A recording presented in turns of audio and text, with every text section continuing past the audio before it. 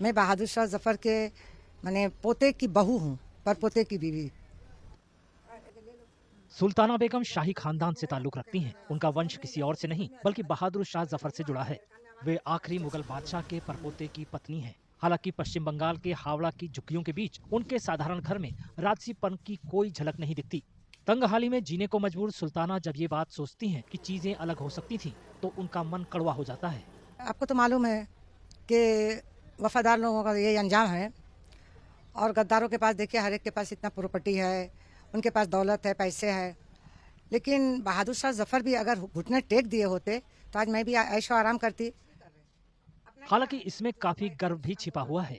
सुल्ताना नहीं भूली हैं कि कैसे 1857 के विद्रोह के बाद मुगल सम्राट बहादुर शाह जफर के तीनों बेटों को भारत के पहले स्वतंत्रता संग्राम में उनकी भूमिका के लिए अंग्रेजों ने फांसी पर चढ़ा दिया था। कभी कभी मैं सोचती हूँ कि ऐसा क्यों किए, और अल्लाह ने उनका दिल पत्थर का बनाया था कि क्या 3 औलाद का सर देख के सिर्फ अल्लाह का शुक्र अदा किया।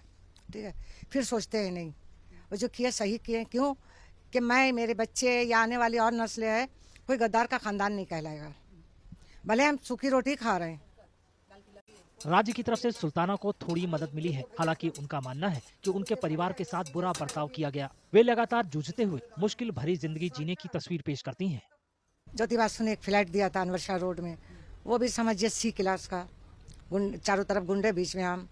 बहुत उन लोग ने जुल्म किया, कोई सुनवाई नहीं। थाना जाते हैं, थाना वाला बोलता है, टालीगंज थाने में गए कि भाई ऐसा ऐसा हो रहा है, तो बोला आए अपनी मित्ते को तो बोल चेन।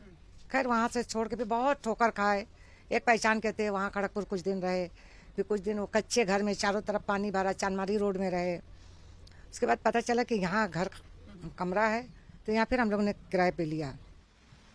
सुल्ताना बेगम बताती हैं कि उनके दिवंगत पति को सिर्फ 250 रुपए की मामूली पेंशन मिलती थी, जिसकी वजह से उन्हें गुजारा चलाने के लिए छोटी मोटी नौकरियां करनी पड़ी।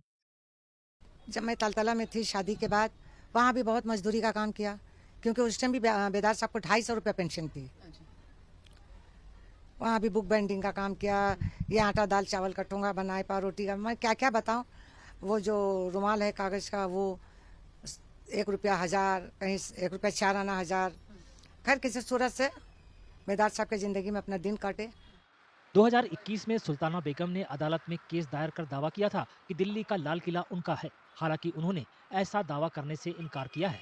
राजा महाराजा को जितने भी थे, उन लोग को लाखों रुपया पेंशन मिलती थी, अब तो बंद हो गया। और उस वक्त बेदार साहब को 250 है। तो हम यही कहा कि जब राजा महाराजा को उनका महल वापस मिला, तो बहादुर शाह जफर का घर कहाँ गया, हमको उनका घर चाहिए।